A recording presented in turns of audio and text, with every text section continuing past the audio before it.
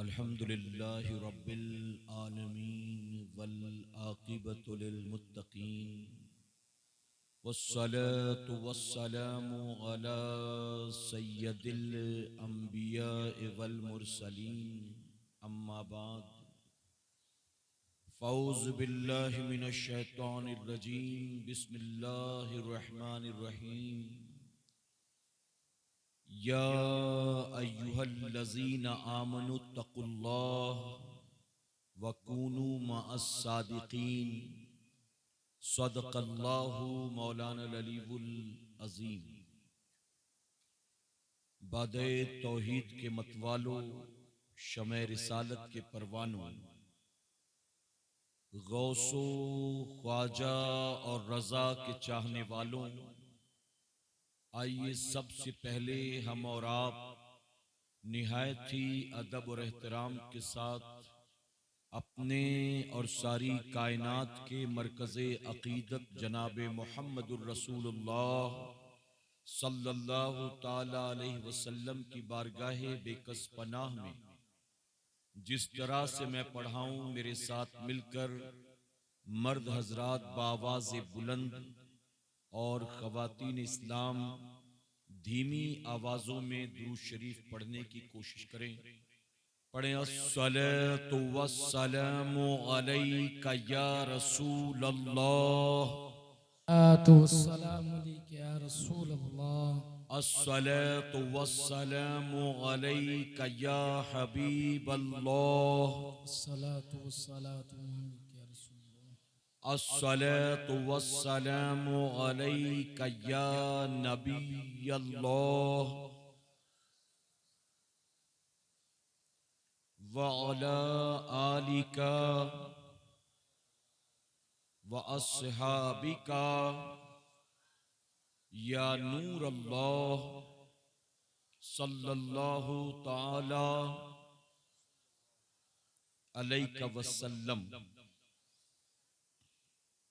रब्बे काबा की बारगाह में दुआ है, मौला अपने हबीब साहिब लौलाक सल्लल्लाहु ताला अलैहि वसल्लम के सदक़तु फैल आज की शब तेरे इन बंदों बंदियों का इस मैदान में सैयदना सरकार गौसे आज़म के नाम पर जमा होना कबूल फरमा। मेरे करीम, इस साल जितने बंदों और बंदियों ने तेरे महबूब सल्लल्लाहु अलैहि वसल्लम की 12वीं और सैयदना सरकार गौसे आज़म की 11वीं मनाई है, उन्हें दुनिया और आखिरत दोनों जहां में इसका बेहतर अजर अता फरमा और हमारी क़यामत तक आने वाली तमाम नस्लों की गर्दन में भी सैयदना सरकार गौसे आज़म की गुलामी का पट्टा डाल दे।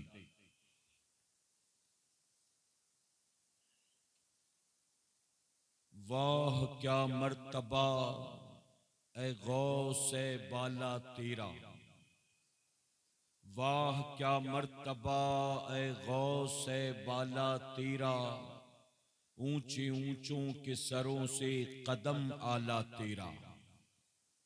और सर भला क्या कोई जाने के है कैसा तेरा, सर भला क्या कोई जाने के है कैसा तेरा, औलिया मलते हैं आंखें वो है तलवा तेरा।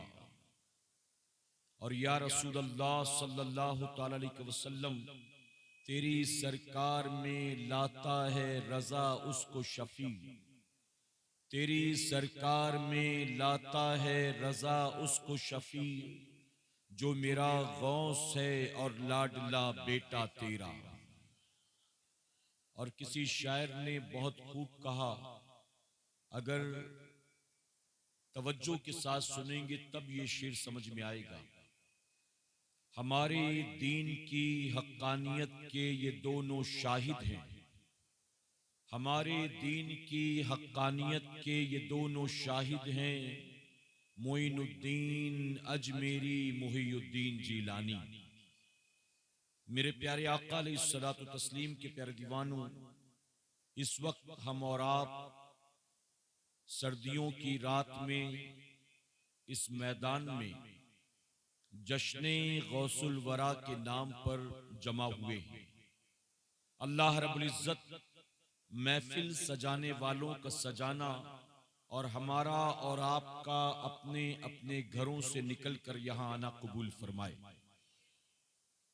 यकीनन अगर अल्लाह ने आज आपका यहां बैठना कबूल कर लिया तो ये सर्दी आपको कब्र की गर्मी से बचा लेगी और ये सर्दी आपको महशर की गर्मी से बचा लेगी इंशाअल्लाह। मेरे प्यारे आका अलैहिस्सलातु तस्लीम के प्यारे दीवानों, इस ठंड में यहां आपका हमारा आकर बैठना अपनी जात के लिए नहीं है बल्कि अल्लाह और उसके रसूल सल्लल्लाहु अलैहि वसल्लम की रजा के लिए है। यकीन जाने ये महफिल वो महफिल है कि जहां सिर्फ बैठकर जिक्र करने ही पर सवाब नहीं है बल्कि इस महफिल की तरफ जितने कदम चलो अल्लाह हर कदम पर भी सवाब अता फरमाता है। यहां गुजरे हर लम्हे पर अल्लाह सवाब अता फरमाता है और यहां ली जाने वाली हर सांस पर अल्लाह सवाब अता फरमाता है। किसी शायर ने इसी को सामने रखकर कहा, जहां जिक्र रिसालत माआब होता है, जहां जिक्र रिसालत माआब होता है, वहां पे सांस भी लेना सवाब होता है। तो अल्लाह का एहसान है कि अल्लाह ने हमें और आपको अपने घर से निकलकर यहां आने की तौफीक अता फरमाई।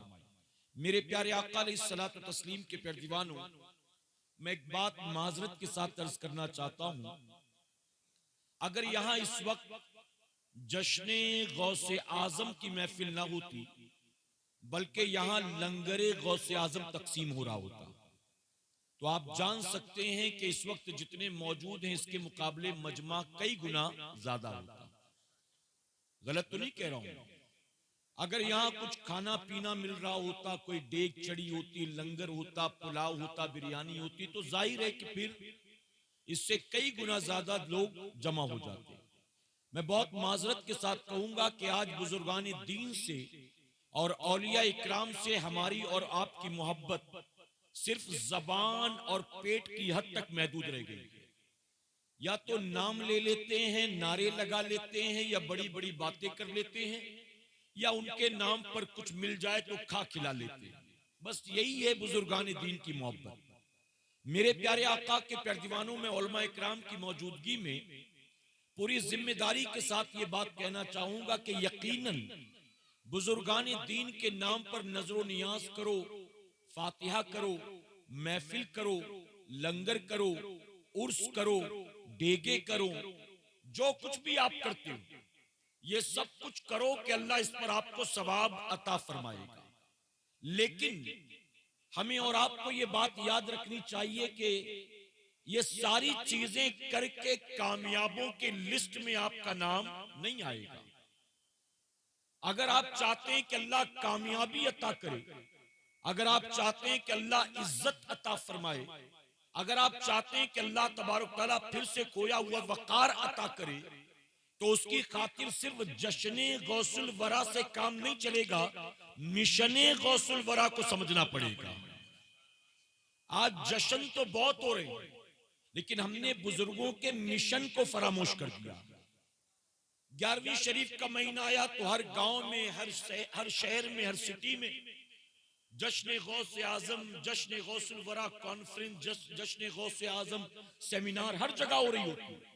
छठी शरीफ का महीना आए तो गरीब नवाज के नाम पर जश्न गरीब नवाज, माह सफर आए तो जश्न आला हजरत। तो जश्न तो बहुत है लेकिन मिशन को हमने फरामोश कर दिया और कामयाबी मिशन को अपनाने में है, सिर्फ रस्मन जश्न मनाने में नहीं। मेरे प्यारे आका के प्यारे दीवानों, जिन बुजुर्गों के नाम पर महफिल सजती, हमें और आपको उनकी तालीमात को समझना चाहिए, हमें और आपको उनकी सीरत को समझना चाहिए, हमें और आपको उनकी जिंदगी को समझना चाहिए और हमें भी अगर वाकई प्यार है उनसे तो उन्हीं के नक्शे कदम पर अपनी जिंदगी को गुजारने की कोशिश करनी चाहिए। मैं आपको बताऊं, सैयदना सरकार गौसे आजम फरमाते हैं कि जब तक मैं ना चाहूं कोई बंदा मेरा नाम भी नहीं ले सकता है, तो गौसे आजम का नाम भी बंदा अपनी मर्जी से नहीं लेता, गौसे आजम की मर्जी से लेता है। तो ये महफिल भी गोया अपनी मर्जी से हमने नहीं सजाया, गौसे आजम की मर्जी शामिल है तब उनके नाम पर यह महफिल सजाई गई। और मेरे प्यारे आका अलैहिस्सलातु तस्लीम के पैर दीवानों, महफिल करके, नियाज करके, नारे लगाकर, चंदा देकर चले जाएं और जिंदगी में कोई तब्दीली ना आए, तो बताइए इस महफिल का कोई फायदा हो रहा है? नेकियां जो मिलनी है वो तो मिल रही, उसका मैं इनकार नहीं करता, लेकिन हकीकत में जो इन महफिलों से इनकलाब आना चाहिए, हकीकत में इन महफिलों से जो सोसाइटी में चेंजेस आने चाहिए, आज वो नतीजा बरामद होता नजर नहीं आ रहा है। गलत तो नहीं कह रहा हूं मेरे प्यारे आका अलैहिस्सलातु तस्लीम के पैर दीवानों, आप जानते हैं मैं तकरीर को मिठाई नहीं समझता हूं, मैं तकरीर को दवाई समझता हूं। ये जो उलमा बयान करते हैं ना, ये मिठाई नहीं है, ये दवाई है। ये महफिलें आपके इंटरटेनमेंट के लिए नहीं है, ये महफिलें कानों के चस्के के लिए नहीं है, ये महफिलें महज भीड़ भाड़ के और नारों के लिए नहीं है, बल्कि ये महफिलें जिंदगियों को बदलने के लिए, ये महफिलें अपनी आखिरत को संवारने के लिए, ये महफिलें अल्लाह रसूल को राजी करने के लिए, ये महफिलें अपनी दुनिया और आखिरत को बनाने के लिए। तो ऐसी महफिलों में जब आप आए तो कानों के चस्के के लिए ना आया करें, बल्कि कुछ सीखने की नियत से आया करें कि इंशाअल्लाह कुछ सीखने की, ये सोच कर आया करें मैं जा रहा हूं, कुछ सीखूंगा और सीखने के बाद फिर उस पर मैं अमल करूंगा कि इंशाअल्लाह। आज हमारे यहां सीखने सिखाने का शौक खत्म हो गया।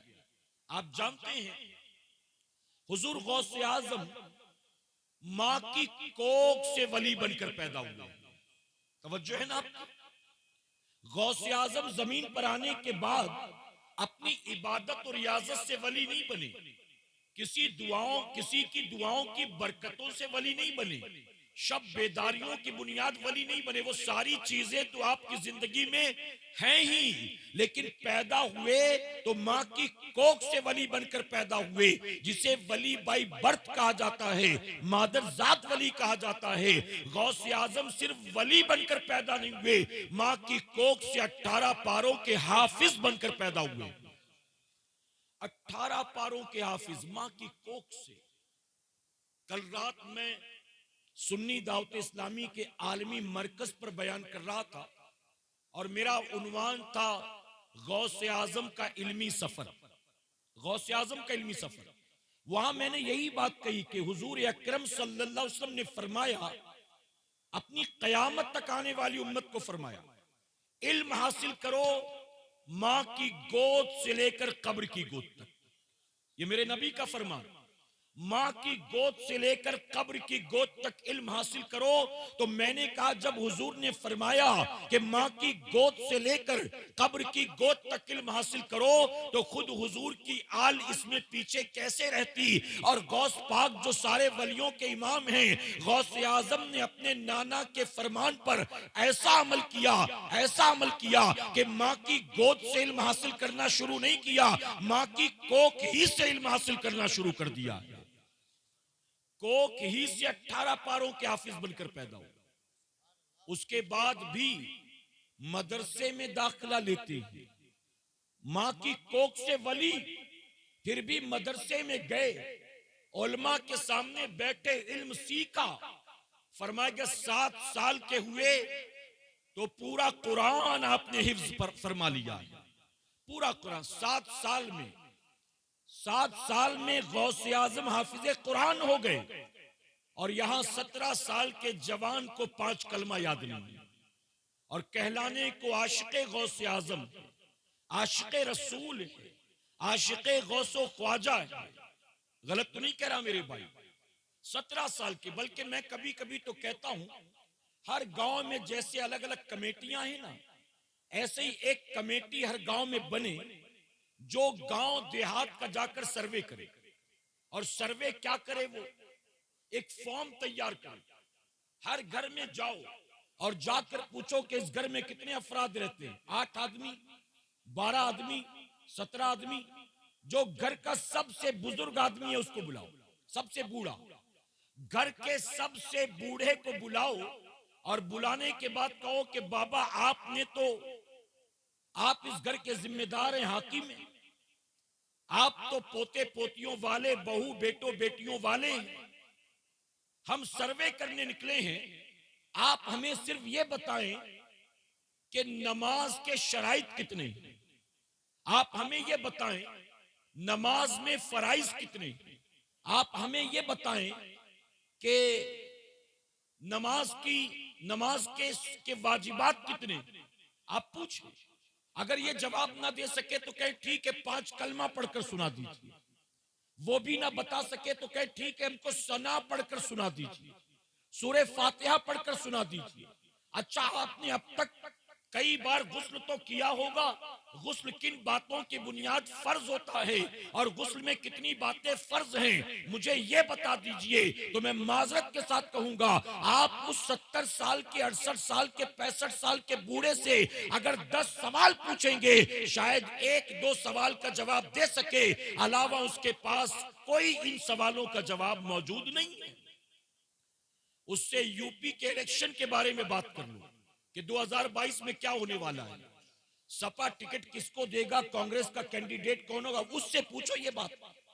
उससे आईपीएल की मैच के बारे में डिस्कशन कर लो, उससे सीएम पीएम के बारे में गुफ्तगू कर लो। बहुत इल्म है उसके पास, लेकिन उसको कुछ नहीं मालूम तो दीन के बारे में कुछ नहीं मालूम। दीन के बारे में हमारी माएं बहनें भी बैठी, मैं इनसे पूछता हूं, हमारे यहाँ शादियां होती हैं तो शादियों में एक बाप अपनी औकात से ज्यादा खर्च करता है अपनी बेटी की शादी में, और क्यों ना करे, बेचारे की मजबूरी है, नहीं करेगा तो गरीब की बेटी का हाथ थामेगा कौन, थामेगा कौन। मेरे प्यारे आका अलैहिस्सलातु तस्लीम के प्यारे दीवानों, जो खुद कोई हैसियत नहीं रखता, आप देखें उसकी भी डिमांड कितनी होती है, जिसकी अपनी कोई औकात नहीं उसकी डिमांड खुद की कितनी होती है। आप देखें ये माहौल है आज हमारा और आपका। आज जब हमारे घर शादी होती है तो बाप बेटे को दूल्हा बनाने के लिए और बाप बेटी को दुल्हन बनाने के लिए जहां तहां से जोड़ तोड़ करके लाखों रुपए खर्च करके उसकी शादी कराता है, लेकिन यहाँ जितने भी बाप माँ बाप बैठे हैं, सास ससुर बैठे हैं, हर किसी से मैं पूछना चाहता हूं, अपने बेटे की शादी कराई आपने 15-20 लाख खर्च किया, आपने बेटी की शादी कराई 20-25 लाख खर्च किया, आपने बेटे बेटी की शादी तो करा दी, लेकिन क्या आपने इस बात की भी फिक्र की है कि जब मियां बीवी रात गुजारने के बाद सुबह सोकर उठेंगे तो इन पर गुस्ल फर्ज होगा। यहां तक पहुंचाने के लिए हमने लाखों खर्च भी किया है और बड़ा जतन भी किया है, कर्जे भी उठाए हैं, लोगों की बातें भी सुनी हैं, यहां तक तो पहुंचा दिया, लेकिन सुबह उठने के बाद मेरे बेटे को गुस्ल का तरीका भी आता है, मेरी बेटी को गुस्ल का तरीका भी आता है। जब नापाक होने के बाद उठेंगे तो पाक कैसे होंगे, क्या आपने सिखाया? आज हमारे यहाँ क्या तालीम दी जा रही है, औलाद को क्या तरबियत? ऐ सरकारे मदीना के प्यारे दीवानों सुनो, चाहे वो सैयदना सरकारे गौसे आजम हो, चाहे वो ख्वाजा गरीब नवाज हो, चाहे वो ख्वाजा बख्तियार काकी हो, चाहे वो महबूब इलाही हो, चाहे वो बाबा फरीदे गंज शकर हो, चाहे वो साबिर पाक हो, इन बुजुर्गों की जिंदगियां उठाकर देख लो, आपको पता चलेगा कि अल्लाह ने इनको अगर मकामे बुलंद फरमाया है तो इसकी सबसे बड़ी वजह यह है, आवारा लोगों की औलाद नहीं थे, माँ बाप भी नेक थे, तब अल्लाह ने ऐसी नेक औलाद इनको अता फरमाई। माँ बाप नेक होते, कुरान सुन्नत के पाबंद होते, तब जाकर उनकी पाकीज़ा कोख से नेक औलाद जन्म लेती।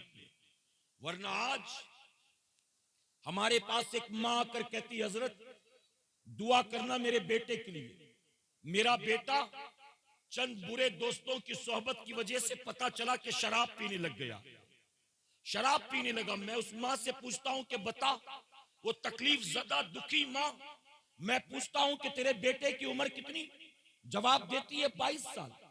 मैं उससे पूछता हूं शराबियों की दोस्ती कब से हुई, वो कहती कोई यही 1.5-2 महीना हुआ। मैं उस माँ से कहता हूँ कि माँ बता, मैं तेरी औलाद की शराबी होने का रोना रोऊं कि मैं तेरी तरबियत का रोना रोऊं? अरे आखिर तूने औलाद को दिया क्या है? वो तेरा बेटा 22 साल तक जो तेरे साथ था, तो 22 साल में उसको नमाजी न बना सकी और चंद शराबियों ने 2 महीने में उसको शराबी बना दिया। तूने औलाद को दिया क्या? बुरे दोस्तों की सोहबत के चक्कर में वो शराबी बन गया और 22 साल तेरे पास था, तू नमाजी न बना सकी, तो कुरान पढ़ने वाला न बना सकी, तो नबी की सुन्नत का आमिल न बना सकी। तो मेरे प्यारे आका अलैहिस्सलातु तस्लीम के प्यारे दीवानों, औलाद को हकीकत में जो मिलना चाहिए, आज माँ बाप से वो तरबियत मिलती नजर नहीं आ रही। और याद रखें, अपने बेटे को या अपनी बेटी को कितने बड़े कॉलेज में, कितने महंगे स्कूल में, किसी यूनिवर्सिटी में आप क्यों ना भेज दें, आपने जिस डिग्री डिप्लोमा के लिए उसका वहां दाखिला कराया है, उसको सिर्फ वहां वो डिग्री वो डिप्लोमा मिलेगा, इखलाक नहीं मिलेगा, किरदार नहीं मिलेगा, सीरत नहीं मिलेगी, इस्लाम नहीं मिलेगा। ये सारी चीजों की जिम्मेदारी कॉलेज और यूनिवर्सिटी की नहीं थी, ये सारी चीजें तो औलाद को माँ बाप को देना था। माँ बाप को आप जानते हैं, दिल्ली का वाकया, तवज्जो है ना आपकी? इंतजामिया अपना काम करें, आप मेरी तरफ तवज्जो दें, क्योंकि वक्त जैसे जैसे आगे बढ़ेगा ठंड बढ़ती चली जाएगी। मैं जानता हूं, मुझे एहसास है, और मैं बोल रहा हूं तो मुझे ठंड नहीं लगेगी, लेकिन आप सुन रहे हैं तो आपको लगेगी। तो मेरे लिए कोई मसला नहीं, लेकिन आपकी खातिर मैं तेजी से आगे बढ़ रहा हूं, इजाजत है आपकी? मेरे प्यारे आका के पैरवानों, दिल्ली का वाकया, दिल्ली में एक मर्तबा कहत पड़ा, ऐसा कहत के आसमान से बारिश नहीं होती, खाने पीने का सामान भी खत्म होने के करीब, लोग दुआएं कर कर के थक गए, लेकिन दुआ कबूल नहीं होती। आखिर में लोग पहुंचे, वहां एक बुजुर्ग थे दिल्ली में, ख्वाजा उनका नाम था निजामुद्दीन दहलवी रहमतुल्लाह अलैह। ये महबूब इलाही नहीं है, ये दूसरे बुजुर्ग हैं। आज भी जाकर देखें तो ख्वाजा बख्तियार काकी रहमतुल्लाह अलैह के वहीं पर उनकी मजार मौजूद है। इनका नाम था निजामुद्दीन दहलवी रहमतुल्लाह अलैह। लोग उनके पास पहुंचे, लोगों ने दुआ की दरख्वास्त की, बहुत तवज्जो से सुने, खास तौर पर हमारी माए बहन। लोग पहुंचे, कहा बाबा हम दुआएं कर कर के थक गए, दुआ कबूल नहीं होती, अब आप दुआ करें। जानवर तो प्यासे मर रहे हैं, बहुत जल्द हमारा भी नंबर लगने वाला, आप दुआ करें ताकि अल्लाह आसमान से बारिश नाजिल करे, हम मरने से बच जाए। फरमाया कि निजामुद्दीन दहलवी रहमतुल्लाह अलैह अपनी मरहूमा वालिदा के कमरे में, जहां मां के कपड़े रखे थे, आपने मां का दुपट्टा उठाया, उस दुपट्टे से एक धागा निकाला और एक धागा लेकर पलटे। लोग परेशान कि हजरत ने ना कोई वजीफा पढ़ा, ना कोई मुसल्ला बिछाया, ना कोई दुआ की, ना तस्बीह के दाने फेरे, कर क्या रहे हैं? लेकिन किसी की हिम्मत नहीं थी कि कोई सवाल करता। एक धागा लेकर आते हैं और कहते मेरे साथ चलो मैदान में। अब लोगों को साथ लेकर मैदान में पहुंचे। बहुत गौर से सुनिएगा, आपने वो एक धागा अपनी मरहूमा वालिदा के दुपट्टे का आसमान की तरफ उठाया और अल्लाह की बारगाह में अर्ज करते, मौला ये तेरी उस पाक दामन बंदी के दुपट्टे का धागा है, ये तेरी उस बापर्दा बाहया बंदी के दुपट्टे का धागा है, जिसके सर के बालों को बिन दुपट्टे के कभी उसके बेटे निजामुद्दीन ने भी नहीं देखा था। ऐ अल्लाह, मैं इसी धागे का वसीला पेश करता हूँ, आसमान से बारिश नाजिल कर दे। तारीख गवाह है, अभी हाथ नीचे नहीं आया था, अचानक बादल उमड़ धुमड़ कर आए हैं और पूरे दिल्ली में बारिश शुरू हो गई। मैं कहता हूं आज की तारीख में मैं वो मां कहां से लाऊं कि जिस मां के दुपट्टे का एक धागा दुआ की कबूलियत की जमानत बन जाता था। आज मैं वो बीवी कहां से लाऊं कि जो बीवी अपने शौहर के लिए जन्नत की जमानत होती थी। आज वो बेटी कहां से लाऊं कि जिस बेटी की तरबियत माँ बाप को जन्नती बना देती थी। आज मैं वो बहन कहां से लाऊं कि जिस बहन का हक अदा करके उसका भाई जन्नत का हकदार बन जाता था। आज मैं वो कहां से लेकर आऊं? आज तो घर घर में टीवी सीरियल चल रहा है, आज तो हर शादी में रत जगे हो रहे हैं, आज तो हमारी अपनी बहू बेटियां नंगे सर बाजारों में घूम रही हैं। आज तो उरियानियत तो बेहयाई का बाजार गर्म है। और ऐ सरकारे मदीना के प्यारजवानों, मुझे माजरत के साथ कहना पड़ता है, कल तक माएँ आती थी और हमारे पास आकर अपने जवान बेटों की आवारागर्दी का रोना रोती थी। लेकिन अब तो हम इतनी तरक्की कर चुके हैं, इतनी तरक्की कर चुके हैं, अब 18-20 साल की बेटियां अपने माँ बाप को खून के आंसू रुलाया करती। अगर आप गूगल पर सर्च करें, मैं आपको बताऊं, गूगल पर सर्च करें टॉप 10 टिकटॉक स्टार, तो उस टॉप 10 में आपको 7 मुसलमान मिलेंगे। इंजीनियरिंग में ये रेशो नहीं है हमारा, डॉक्टरी में ये रेशो नहीं है हमारा, एमबीए और सीए में ये रेशो नहीं है हमारा। किसी गवर्नमेंट ऑफिस में जाएं, किसी गवर्नमेंट अस्पताल में जाएं, कहीं किसी सरकारी अस्पताल में जाएं, दफ्तर में जाएं, आपको बड़े बड़े ओहदों पर मुसलमान नजर नहीं आएंगे, लेकिन नचनियों में मुसलमान आपको आगे नजर आएंगे, ढोल बजाने वालों में मुसलमान नजर आएंगे, गवैयों में मुसलमान नजर आएंगे, यहाँ तक कि चरसी गंजेड़ियों में, ड्रग एडिक्ट में, आवारा लोगों में, अल्लाह रसूल के बागियों नाफरमानों में आपको मुसलमान ऊपर नजर आएंगे। और शर्म से डूबने का मकाम है वो 7 कलमा पढ़ने वाले जो इंडिया के टॉप टिकटॉक स्टार हैं, उन 7 में 2 लड़कियां भी, 5 लड़के 2 लड़कियां। मैं कहता हूं माँ बाप इनके अंधे हो गए। ये लड़कियां कब्रिस्तान से उठ के आती है, इनका बाप नहीं है, भाई नहीं है, दादा नहीं है, मामू नहीं, कोई नहीं है। ये बेहयाई बेगैरती करने वाली टिकटॉक पर, यूट्यूब पर, फेसबुक पर जो मुसलमान लड़कियां दिन रात लगी रहती, क्या कोई इनको देखने वाला इनके घर में मर्द नहीं? मेरे नबी ने फरमाया, जिस मर्द के सामने उसकी बीवी बन समर कर निकलती हो घर से और गैर महरम लोगों से बातें करती हो, आका फरमाते वो मर्द दयूस है। और दयूस को अंग्रेजी में पिंप कहते हैं। मैं उर्दू में तर्जुमा करूं तो आपको गैरत आएगी। जानते हो पिंप का मतलब क्या होता है? ऐ सरकारे मदीना के प्यारजवानों, और फरमाया गया इस दयूस को अरे जन्नत तो क्या, जन्नत की खुशबू भी मैसर नहीं आएगी। आज बाकायदा बीवी को सजा कर ले जाते हैं मार्केट घुमाने के लिए। खुद बाइक चला रहा है दाढ़ी वाला और पीछे बीवी बैठी बेनकाब, बाल बिखेर कर, चेहरा खोल कर। हमने ऐसे भी लोगों को देखा है। हमने तो टोपी पहनकर लोगों को थिएटर से बाहर निकलते देखा, नकाब वाली बीवी को साथ लेकर, टोपी पहनकर। क्या है ये? कहां है? ए सरकारे मदीना के प्यारजवानों, अच्छी तरह से इस बात को ज़हन में महफूज कर ले। आज हमारी जिल्लत और रुसवाई का सबब क्या? आप ये ना समझे कि फला की वजह से, फला की वजह से, फला की वजह से नहीं, बल्कि इसमें हमारा और आपका खुद का हाथ है। आज रुसवाइयां मुकद्दर क्यों बन गई? आज जिल्लत नसीब में क्यों है? जानते हो उसकी वजह क्या है? मैं आपसे सवाल पूछता हूं, अगर पूछा जाए सीरिया और लीबिया में जो हुआ, इसके पीछे किसका हाथ है? आप कहते हैं सऊदी अरब का हाथ है। जो कुछ गाजा में हुआ उसके पीछे इजराइल का हाथ है। जो कुछ इराक और बगदाद और अफगानिस्तान में हुआ उसके पीछे अमेरिका का हाथ है। हर किसी के पीछे आप किसी न किसी के हाथ को फिट कर देते हैं। इसके पीछे इसका हाथ है, इसके पीछे इसका हाथ है। महंगाई के पीछे जीएसटी की वजह है, नोटबंदी है, लॉकडाउन है, कोरोना है, ये सारी चीजें हैं। मैं कहता हूं हर किसी के पीछे किसी न किसी के हाथ को फिट करने वालों, अरे तुम रोजाना फज्र की नमाज नहीं पढ़ते हो, दिल पर हाथ रखकर बताओ इसके पीछे किसका हाथ है? अमेरिका का हाथ है? इजराइल का हाथ है? किसका हाथ है जो तुम फज्र नहीं पढ़ते हो? किसी बुजुर्ग ने प्यारी बात कही, फरमाते हैं एक आबादी जहां 500 मुसलमानों की बस्ती, तवज्जो है ना आपकी, एक बस्ती जहां 500 मुसलमानों का घर हो, 500 की आबादी, और वहां उस आबादी में मौजूद मस्जिद में नमाजे फज्र में अगर 50 आदमी भी जमा नहीं होते हैं, जहां 500 की आबादी हो और फज्र में मस्जिद में 50 आदमी भी जमा ना हो, तो उस आबादी को तबाही बर्बादी से कोई बचा नहीं सकता।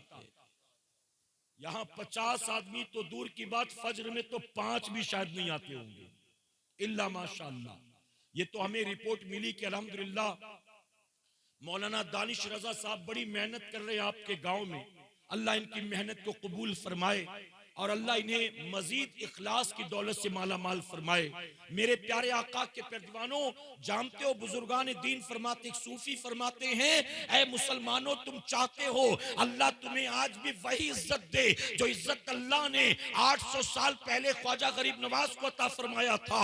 अगर तुम चाहते हो बातिल के दिल में तुम्हारा रौब दबदबा पैदा हो, अगर तुम चाहते हो कि दुनिया तुम्हारा लोहा तस्लीम करे, अगर तुम चाहते हो अल्लाह तुम्हें फिर से खोया हुआ वकार अता करे, अल्लाह तुम्हें फिर से इज्जत अता करे, तो उसके लिए फॉर्मूला दे गए। और वो फॉर्मूला क्या है? फरमाते हैं जिस दिन मुसलमानों नमाजे फज्र में तुम्हारी मस्जिद में वो मजमा जमा हो जाएगा जो जुमा के दिन जमा होता है, अल्लाह तुम्हें फिर से खोया वकार अता फरमाएगा।